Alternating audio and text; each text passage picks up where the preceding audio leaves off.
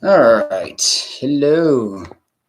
Sorry, everybody. I'm having some technical difficulties today. It's not wanting to. It wasn't able to load, so I was having a hard time. So hello, everybody. Cheers. All right. Give everybody a minute to kick in. Give a couple of reminders. So see what we got here. All right. Oop. If anybody can hear me, let me know. Chris, good. Hey, sorry for me. All right, cool. Hey, Amanda.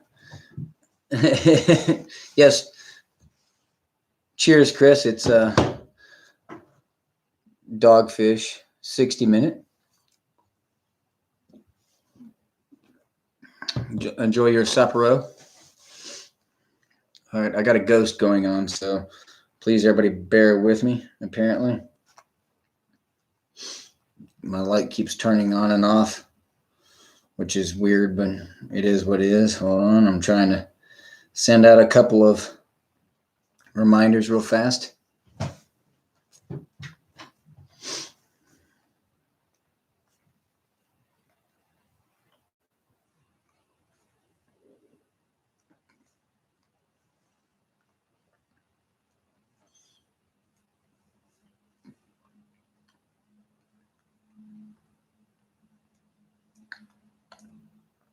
All right. So how's it going for the two of you that are here? Thank you.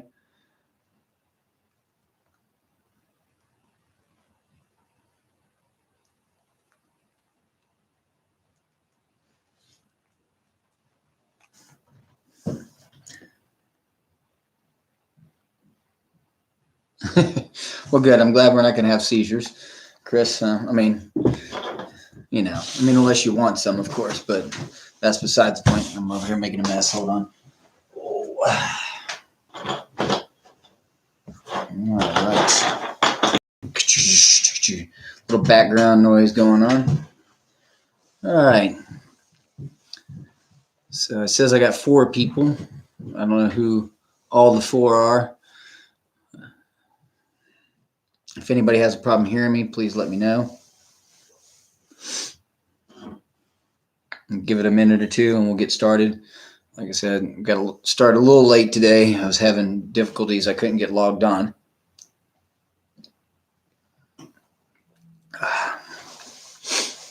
Oh, I got 6. Look at there. Hey, Mason. Yo, yo, yo, bro. So, hey, Mason, what's good? What's real good?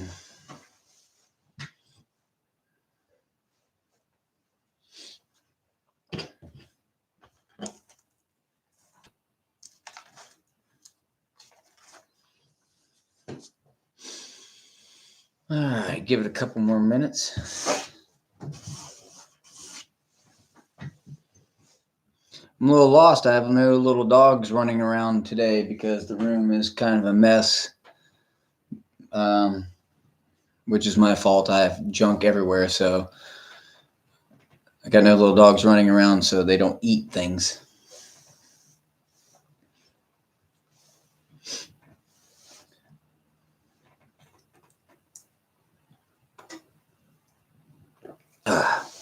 All right, I got 8 people. Whoever's here, mind saying hello so I can see all's here, please, if you don't mind. I'll give it just another minute and we'll get started.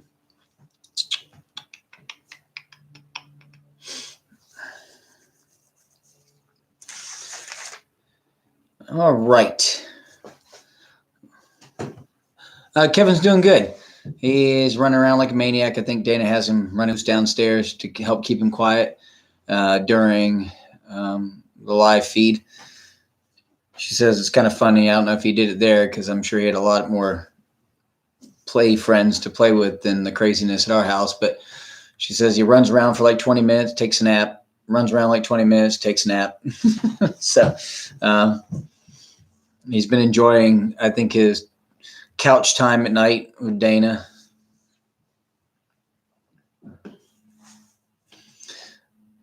How's Beetle doing from how's her tail doing, or her back end doing from the weekend? A pig named Kevin. Now we need a pig name, Chris. We need a pig named what was the pig off of Green Acres? I can't think of that pig's name. That's what you got to name it. So, all right, Kevin Bacon. There you go. If I ever get a pig, when we get property and we have a pig, we'll name it Kevin Bacon. So, Arnold, that's it. I'm glad she's okay. This seems to be a week of injuries. Two other people called me and said they can't do anything this week because their dogs are injured this week. So I don't know if it's been the weather and everybody's out and about, and so the dogs are overdoing it because everybody's having too much fun or what. So, all right. So the topic this week is training tools, and what I mostly mean by training tools, like training collars. So we'll be covering a variety of different collars to that, I'm going to do a couple of different types of collars. We're going to be going over like gentle leaders, head halties, slip leashes, choke chains, slip collars, harnesses. Geez, I can't talk. Harnesses, pinch collars, and remotes. We'll be covering different things, and I'll even touch on bark collars for a minute as well. So one thing about this I want to say is it's one collar doesn't fix all. It's not a pick a collar and it's done. It depends on the dog, the temperament, and also the person themselves. I could tell you that a certain collar is the best collar in the world. I could give you all the science behind it and show you facts, figures, and all this kind of stuff and say, this is the best collar ever. But if you don't feel comfortable using it, you're going to use it properly. You're not going to be consistent with it, which is going to be unfair to your dog. So the idea behind this is what I have found and what I get from a lot of trainers as well over the years. Like I said, I've been doing this 20 years plus. So, but it's not an end all be all. This is the way it has to be. So, but this is the way I look at it, and the way I see things. So, all right. So I also want to start out with saying that a lot of people are maybe talking about some collars that people find very adversive and very there's a lot of backlash against and everything else. I also want to say that any collar or any training tool can be misused. It doesn't matter what type it is. Anything from flat collar to a remote collar, if not used properly, they can be abusive. So just remember that as well. Okay, so we are going to start with today. We're going to gentle leaders or head halties. Bear with me. I got a lot of notes and they're kind of all over the place. So, all right, here we go. Page and page. All right. So head halties. Most people probably know what they are. If you don't, they're the ones that go over the nose, over the muzzle. They look like something you put on a horse. I don't like them as much because most dogs have an issue with them when you first put them on. You can spend several days to several weeks to maybe forever with them pawing at it and playing with it and fighting it, in which case it's hard to train when a dog doesn't like something. If he's having a hard time with it and he's fighting it constantly, he's not going to be paying attention to what you're trying to teach him. He's going to be paying attention. I get this crazy thing off his face. Also, I see a lot of dogs that have two leashes. You got one on the head halty and one on a collar. To me, that's too much. Why have all of that? You should just need one leash and whatever training equipment, or no leash, depending on what you're doing. and that's it. You've got all this stuff. You're having to try to do too much for what you need. Also, you can't correct with one. They're hard to do a correction with it because it's attached to the muzzle. That doesn't mean that every dog you need to correct with, depend on the temperament of the dog. But if you have to do a correction, you can't really do much with it because it's attached to their muzzle, which leaves their head, which whips around their neck. So you go to correct on it, you're just popping their head around, which is kind of like a whiplash motion as far as I'm concerned, which is not comfortable. It can damage their neck, which also leads me to the point with strong dogs. You have a strong dog, and he goes running to the end of the leash, and he's attached by his muzzle. You've got all this on the end, on the front of his face. He hits the end of that, and he whips his head around. You got like a 60-pound dog, and he's hitting the end of that. You could possibly really hurt their neck. It could be really, really dangerous and just do some damage as far as I'm concerned. So that's why I'm not a big fan of head Haltes. They're okay for a management tool, possibly. Small dogs or dogs that don't have too much energy, they might be all right. But you get a bigger dog or a dog that's wound up, even if it's a little terrier that's a maniac, you put them on a head Halte, they're going to be whipping around, smacking the end of that and swinging themselves through the air. You get a big giant dog hitting the end of that, they can hurt themselves. So that's why I'm not a big fan of the head Haltes. Like I said, it doesn't mean that no dog can be trained on it or it's untrainable. It's just I don't recommend them. So, all right. So the next one are flat collars. Flat collars, to me, they're great for holding their medals. You put your dog's ID tags with their neat little designs on it, their rabies tags, their chip tags, whatever, anything you want on there for identification purposes. They're great for holding the identification. They're good for wearing constantly because a head Halte, they can't wear that constantly because it's over their nose, so you can't leave it there. A collar, as long as it's a snap collar that they can pop loose, I don't find that to be something that they can't wear pretty much 24 hours a day.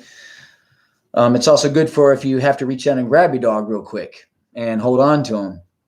But I don't really consider them a good training tool either, for the simple fact that most dogs you see, they're pulling down the street, they're hitting here, and you got a flat collar on, they're hitting them right here in the throat, and they're choking themselves.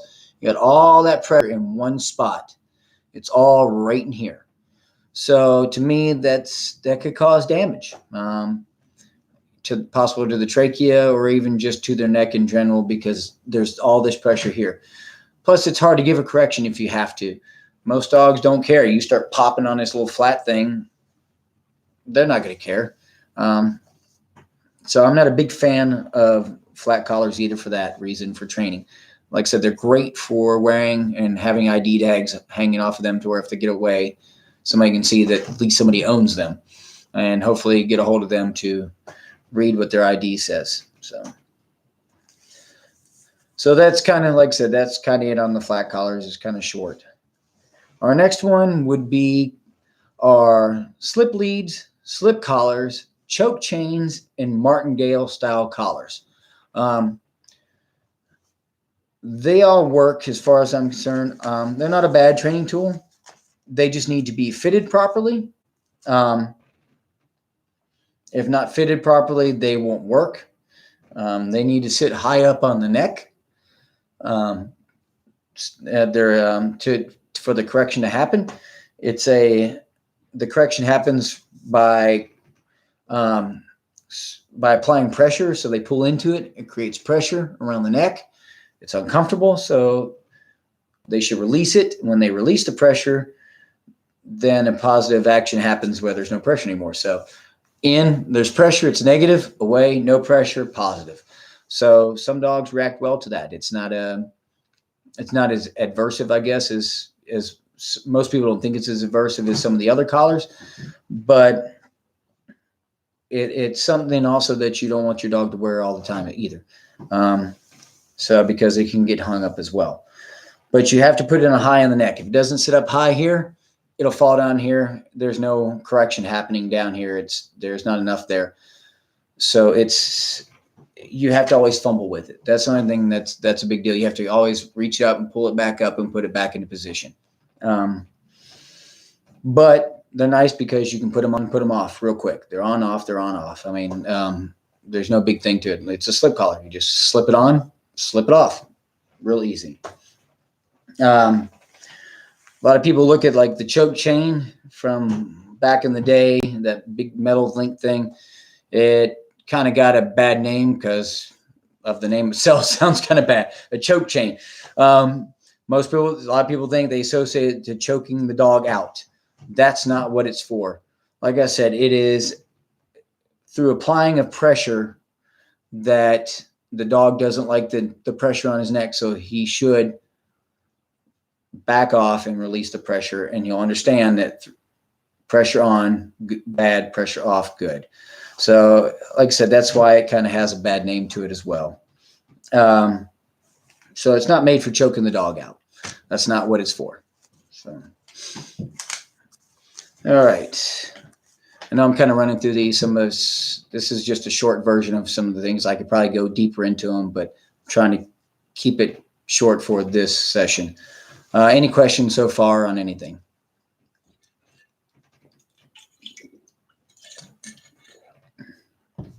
All right. So we went from the gentle leader, flat collar. We're now martingale. All right. So harnesses. All right. So with harnesses, this is a lot of people like to use these because they feel, and a lot of trainers, all positive trainers, which is a whole nother subject, they find these, they say that they're better because there's no serious correction. It doesn't hurt the dog, any of that stuff. But harnesses, plain and simple, are made for pulling. That's why sled dogs use them, or they're used on sled dogs, because they are made for pulling. All that power comes from the chest right here in this area, all through here. You're putting something around their chest and around their torso, and there's all of this strength and all this muscle here on dogs. That's where everything comes from, right here. So I don't care if it's one of the no pull harnesses that people talk about. There's all these different types of no pull harnesses. No pull harnesses work one of two ways. They pull, and when they do, depending on where the leash is linked at, it compresses their chest and is supposedly uncomfortable to some dogs, so they stop. Or it clips in the front right here on the chest area, and when they pull on it, it pulls them around and knocks them off of path, off the angle where they're going. Most dogs could give two craps whether or not their chest is slightly compressed or they get knocked off of their path. If they're going somewhere and they want to go there, they're going to go. I don't care if it's a 3-pound Chihuahua and it's determined to get there, it's going to pull you. That's just the way it is. Like I said, this is where all their strength is. They can turn around, and I've seen dogs turn around on the no pull collars that clamp here, turn backwards and try to pull backwards because they've learned that there's no actual correction. There's nothing to show them anything different. Like I said, all their strength is here. This one as well. I have seen 2 leashes. You have one on the bottom and one on the top. Like, why do you need to use 2 leashes? It's a little ridiculous. There's no training happening as far as I'm concerned. So, like I said, a strong dog, no matter what, will pull. That's just the way it is. They don't care. They're going to pull. You get 100-pound something dog, and he's going to pull you. He doesn't care. It's not going to do enough for him. So, all right. So our next topic is, we're getting a little bit more into kind of the shady area, I guess you could say, where people start to get kind of a little like, oh my God, this is so bad. This is so horrible. We're talking about the pinch collar or the prong collar. All right, so entering these collars is a little bit different. Any kind of training equipment, I feel like you should go and talk to a trainer and see what they have to say. But when you start to get towards like your pinch collars and then your remote and stuff like that, I think you really should go see a trainer. There is not enough information when you go to the store and buy them. The pinch collars, you go to the store and buy a pinch collar, they have no instructions whatsoever. There's nothing there to tell it what to do with it, how to put it on or anything.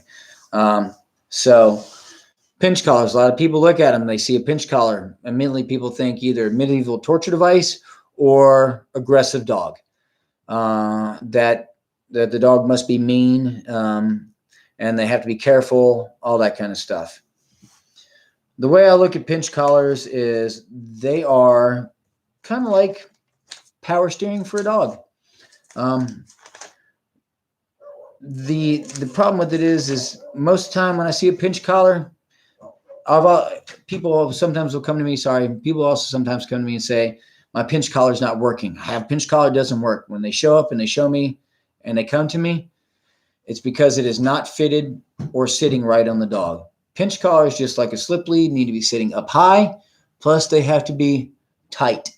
Not so tight that they're choking the dog, but you want to be able to get 2 fingers under it, and that's it. If it's sitting down here, dragging down here like some mafia boss from the 70s with his gold chain down here, it is not going to do anything. You might as well have a flat collar on that dog. There's no correction happening. There is nothing happening whatsoever.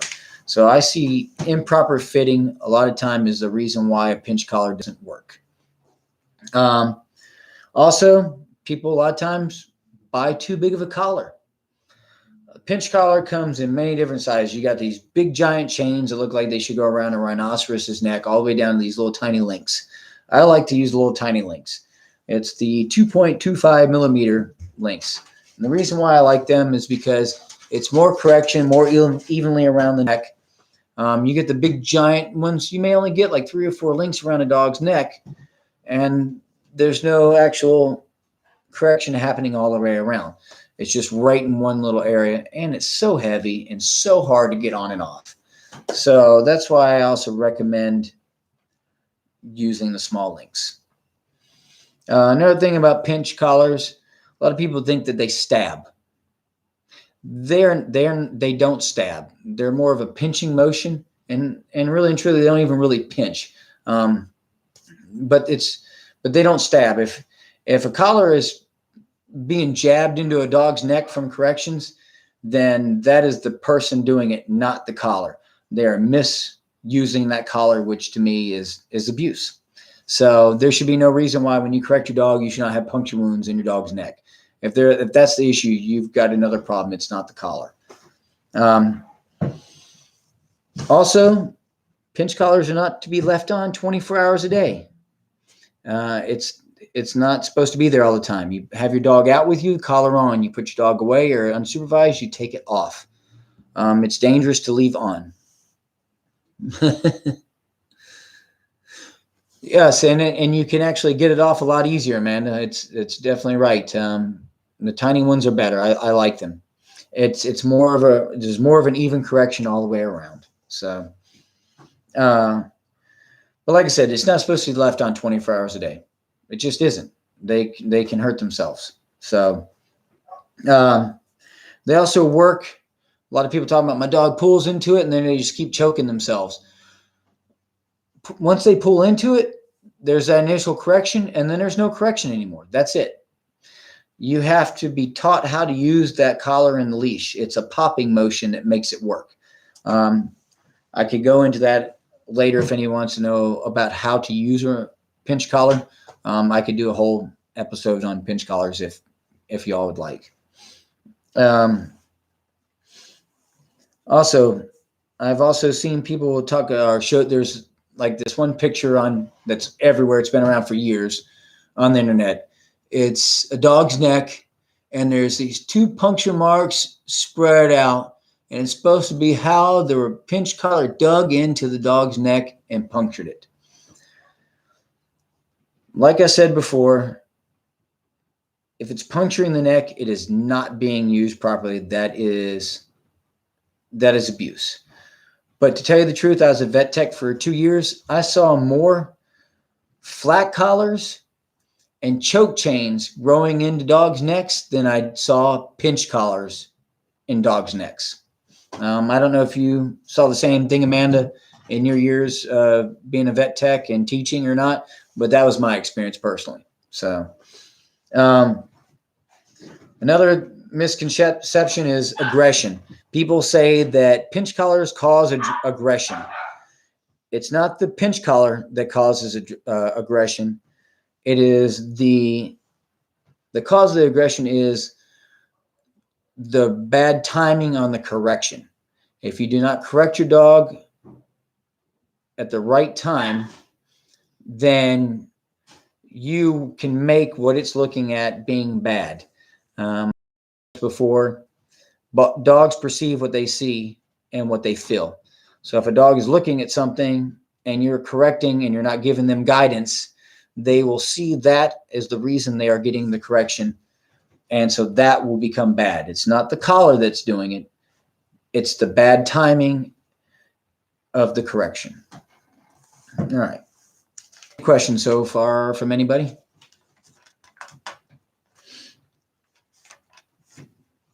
Let's see. What do I got here? I'm looking through my notes. Anybody? No? Okay.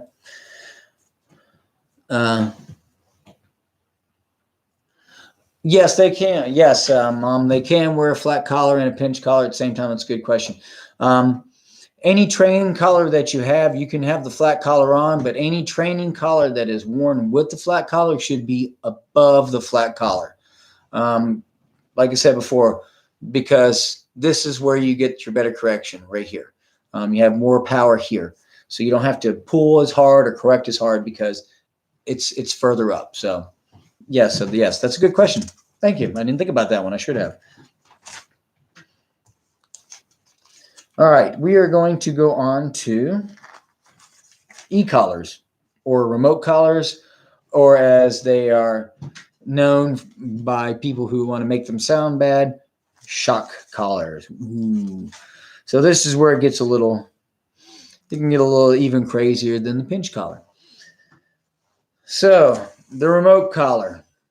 A lot of times they have the name shock collar, which brings bad images to people's head. They think you push a button, electricity goes to the dog's head, and there's lightning bolts to the ears, and then they get all frizzled and frazzled from the electricity it runs to them. That's not how remote collars work. Back in the day, there's a couple of different types of remote collars, and there's actually still a type that's made to this day. But most remote collars back in the day only had one setting, and it was high.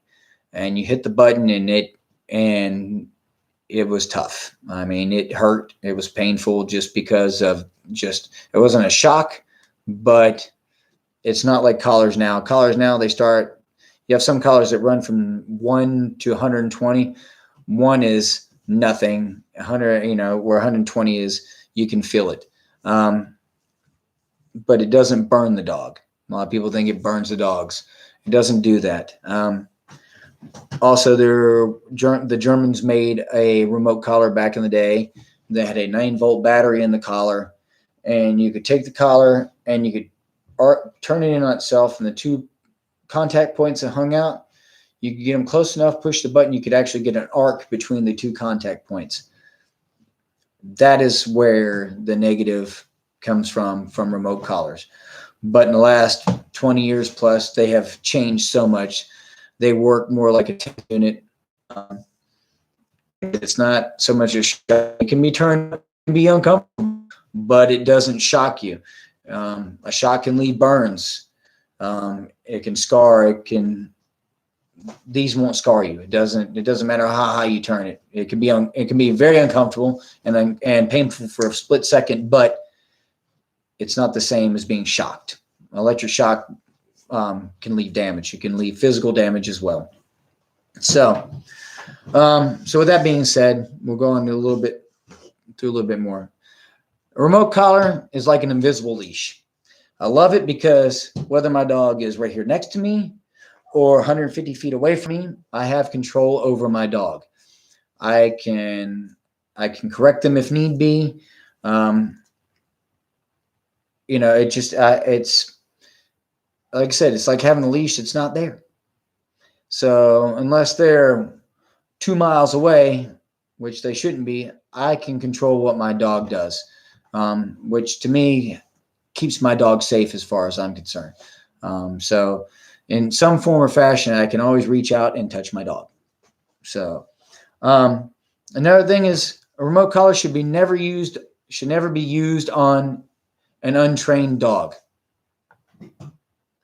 Yes, it does, Amanda. They can explore and see things. They're not restricted, which if you have dogs that have a little bit of anxiety or even some aggressions, you're not holding them back. They're getting to explore and see the world. So anytime you take them out somewhere, when they're on leashes, you're holding them back.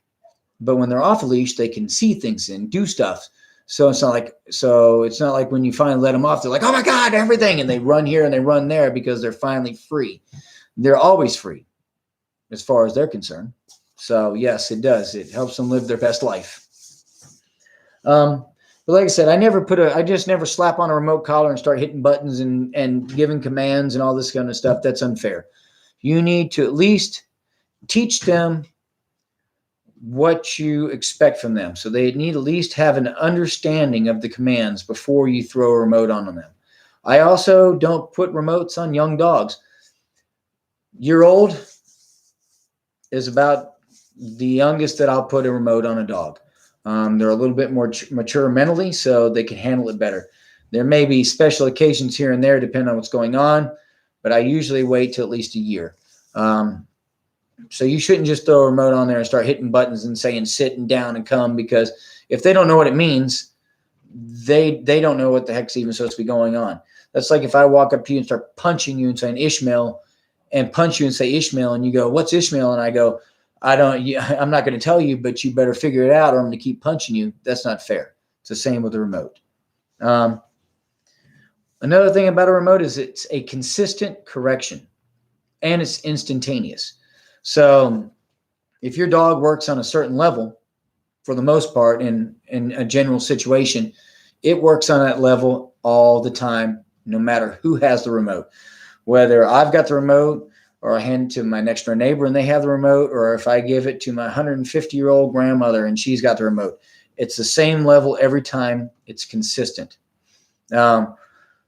which is different from like if you have a leash and collar and you're giving a correction, depending on your temper at the time, whether you're frustrated or you're excited or whatever's going on, or if I've got the leash or somebody else has the leash, the correction level is different. It can vary between my own self can give a different correction. It may not be the same every time.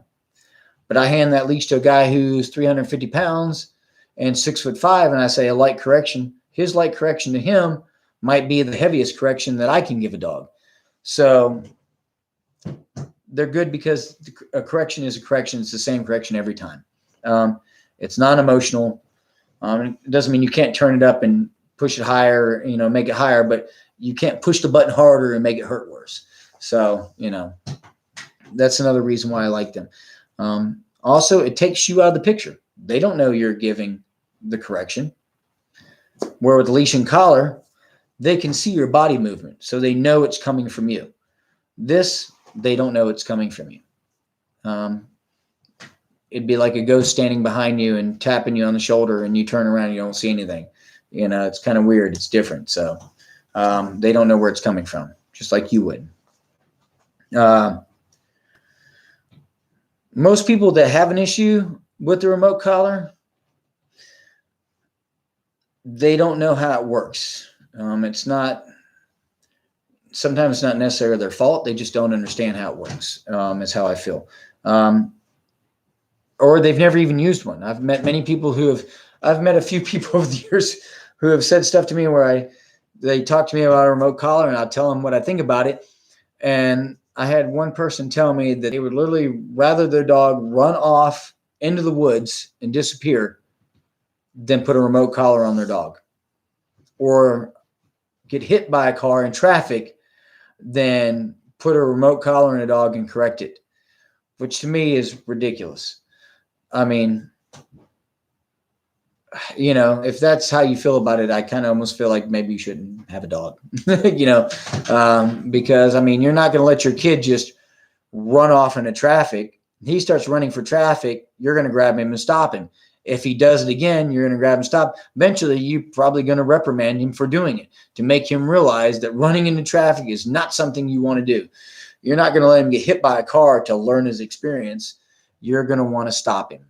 So look at it that way. That's just kind of the same thing. Another thing is, like I said, there's different levels in the correction. Most of the time dogs work on such a low level that if I was to hand you the collar and put it in your hand and I push the button, you wouldn't even feel it. People who don't know how the collar works, a lot of times what I do to them is I will hand them the collar, I'll tell them to grip it in their palm of their hand, and I'll say, you tell me when you can feel the correction. And they'll sit there and they'll hold it, and I'll say, all right, so make sure you can tell me when you feel it. And then they'll ask, and then I'll say something to them, like I'll say, it's been on the whole time. And I'll tell them, this is the level your dog works at. So most dogs work on a level that we can't feel or we can barely feel. It's because they just can't understand what's going on. That just gives you an idea of it. What doesn't mean you can't turn it up if you need to. Most dogs work on a level that's not felt by us. Also, another big thing is make sure you get a quality collar. You can go to PetSmart and get a collar for $100. It is not going to work well. The range isn't good. The way they sit on your dog's neck isn't good. The consistency between the transmitter and the collar doesn't always happen. It is worth that extra money. It really is. That's a big thing. Make sure you get a good collar. Another one too is sometimes people will see a spot under their dog's neck where they might get a sore or an area under there. That is called a hot spot. Amanda could elaborate on this a little bit more with her history and stuff, but a hot spot it's kind of like a bed sore. If somebody's laying in a bed for too long and in one spot and they don't move, they'll get a bed sore. Hot spot's kind of the same thing. It's from the moisture collecting and then something rubbing in the same area from friction. So what I suggest is if your dog has been out playing and it's hot, or they've been swimming with a remote collar on, take it off, let it dry, or move it around and don't keep it in the same area. As my friend Jim says, every 8 hours or so, he'll move it to a different spot. So that way it doesn't create a hot spot. So, all right, let's see here. Let me go through here a little bit. Anybody questions or anything so far?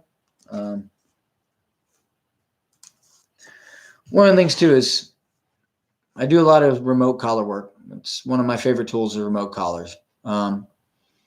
Just because to me, I feel if trained and used properly, you can help pretty much any dog through a situation. But like I said, it's through training that it happens. They have to understand it and how to work with it. But one thing that I always tell people is if they don't like a tool, I'm not going to force it on them. That's not my job. I can suggest things, but as a trainer, it's my job to suggest, but it's also my job to work with the tool that you feel comfortable with. So I won't force something on you because you're not going to use it properly. So, all right. So, and with that being said, as a good trainer, you should have many tools in your toolbox. You shouldn't just have one tool. I only use this one and that's it. You should be able to use many tools. You may not use them all, but you should know how to use all of them. So, bark collars. That's it. So to me, a bark collar is still a training collar of some sort. Bark collars are not so bad. Got a dog that goes crazy. Any suggestion on a good collar? What type of collar? Are you looking at pinch collar or remote collar, Mom? But bark collars are not a bad thing. But there are different types of collars, and the quality of the collar, even just like remote collars. Get a good quality collar. It should correct every time the dog barks. It should give some kind of correction, of some sort. It should give a correction. Remote. Um, Dog is not too bad, but I prefer Garmin or slash Tritronics. Garmin bought out Tritronics. They're the better collar that they're the ones that I prefer. The transmitter and the remote and the collar itself are waterproof. The transmitter actually floats, but they just have a better quality collar overall. So, but with bark collars, there's different kinds. You got the ones that give a correction through a shock, or you have ones that buzz or make a loud noise, or you have ones that spray in the dog's face. I prefer the ones that give a correction because it's straightforward, and also it's instantaneous. Dog barks, it's done. Dog barks, it's done. Dog barks, it's done. It doesn't keep going. You get like a spray that sprays in their face. You got to remember, dogs' noses are so much more sensitive than ours. Not only that, but it sprays in their face. It's the gift that keeps on giving. Sprays in their mouth, in their nose. They taste it. They smell it. It's in their eyes. It's not an instantaneous correction. It keeps lingering. So to me, that's kind of almost like a kind of a torturing situation. As far as I'm concerned, I want my corrections to be instantaneous. I want it to happen at the moment that it happens. I want it to be there, and then I want it to be over with. It shouldn't linger on and keep going. So, back to, like I said before, as far as I'm concerned, any collar or any training tool can be misused. As my friend Jim says, it's not the tool, it's the fool behind the tool. That's, I kind of like that. That's just, it's a good, it's a good saying. It's not the tool itself. You put a collar on a dog, it doesn't do anything. It's not hurting the dog. It's not doing anything. It's the person at the other end of it that's using it that either uses it correctly or misuses it. So, it's kind of like a spoon. A spoon laying there just lays there. It doesn't make you fat by laying there. So you can't blame it on the spoon that you're fat. All right, let's see. Let me go through here and see if I got everything that as far as I'm concerned. Harnesses, yada, yada. Let's see. Any questions about anything so far? Like I said, this is also a kind of a brief rundown on each piece of equipment. It's not how to use it. It's why I prefer certain ones over others. The usage of equipment, like I said, I can either do topics on each equipment or at least go see a trainer and talk to a trainer before you use them. That's always my recommendation. You can give me a call, you can message me, whatever, and I will tell you why or why not I use something specifically and go more to detail. And I can also recommend. I think that may be it. So, anybody got any questions? Like I said, this one was kind of like the one a couple weeks ago. Probably not so much questions. This was more information than it was anything else.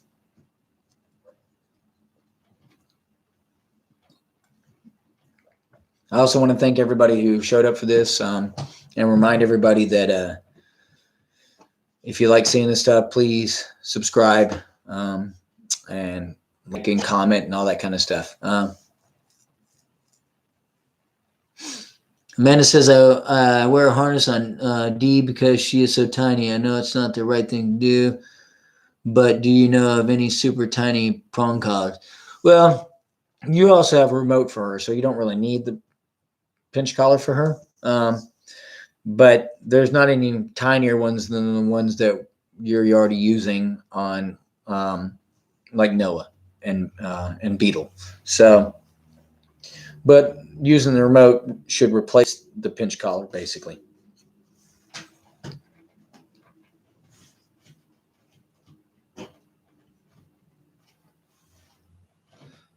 Like Spike. Let's see. Yeah, because I know you use your remote on her because she's a maniac, even though she's a tiny little floof ball. For those of you who don't know, she D is it stands for Daphne. She's a little Pomeranian, and she's a maniac. She's a fun maniac, but she gives no cares about anything. She has no fear whatsoever. I mean, she is a big dog in a tiny little dog's body. So, I mean, so for her, Amanda decided to use a remote collar because Daphne would take off running and didn't care to come back. Because why? She has no care in the world. That's why. So, as the one video says, Honey Badger doesn't give a shit, man. That's how that's how Daphne was. So that's why she went to a remote collar for Daphne, because if she took Daphne off leash, Daphne was gone. I'm out of here. So it was just a easier way to let her explore and go do things and help her, let her be a maniac, but still have control over her. Anybody else on anything?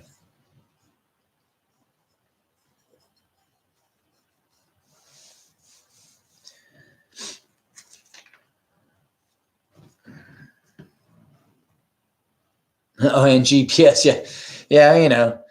When they're tiny like that, all they got to do is like go over a little hill and they disappear. So GPS is also good. Some of those remotes do have GPSs on them, especially the Garmin ones. If you feel like paying like $700, they have GPS on them, so you can track them. So,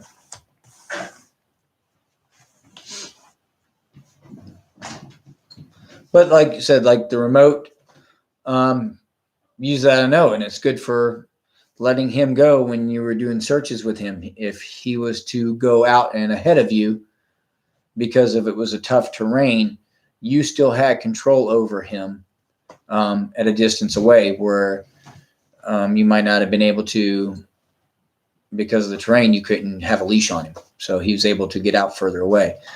That's why a lot of times you see police dogs and stuff, and hunting dogs with remote collars, because they have to work away from the owners and the handlers. And it's the only surefire way that you can make sure that they do their job from a distance. I'm not saying that you can't do them with long lines and other collars and everything else, but it's going to take a lot of time. With the remote collar, if taught properly, the training time is very short. So, all right, everybody. I think I'm going to end it on there. I hope everybody enjoyed this. Like I said, some of it's a little bit of a controversial topic, but I feel like it needed to be covered. Let's see. Well, the remote really helped me communicate with him properly. Well, yeah, it gave you the confidence too. Once you learned it and understood it, you had the confidence to let him go and do things. He's a big German Shepherd. He's a scary looking dog, because a lot of people, look at German Shepherds as scary. But because you were confident and be able to let him go explore. But if you wanted to come back, whether it was because somebody was coming and you're worried that they might get scared, or for his safety, you knew that you had control over him, no matter what. So,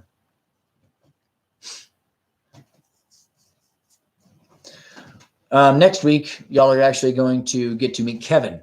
For those of you who haven't seen him, I'm going to do a topic about rehoming dogs, if you have to rehome a dog, and what I think about it and what I suggest.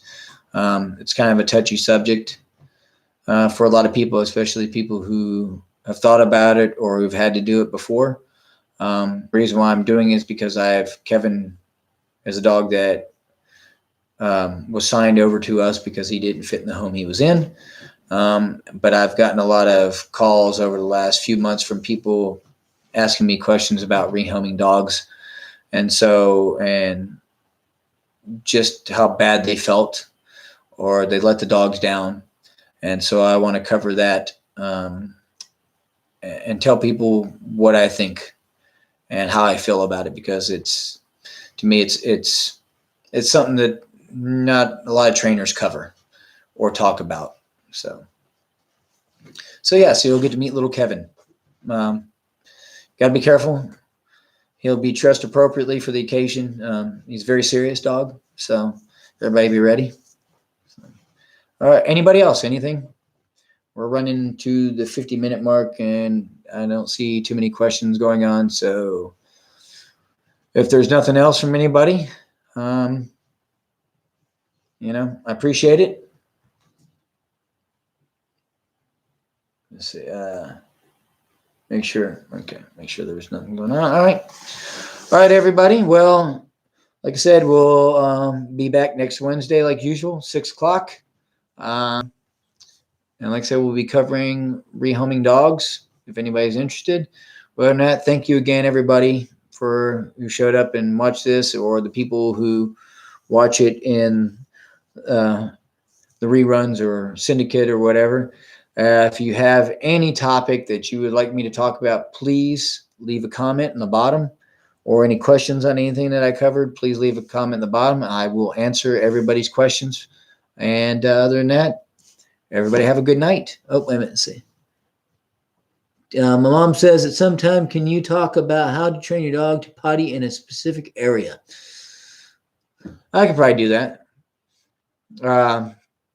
Especially since you moved in the new house, you're trying to confine them to a certain part of the yard so that you're not having to hunt through the whole yard. And, what is Justin's kid now, like 2? Yeah, he should have a job by now. At 2 years old, he should have a job. So tell Justin needs to get on that, start teaching him how to do stuff. Stop being lazy.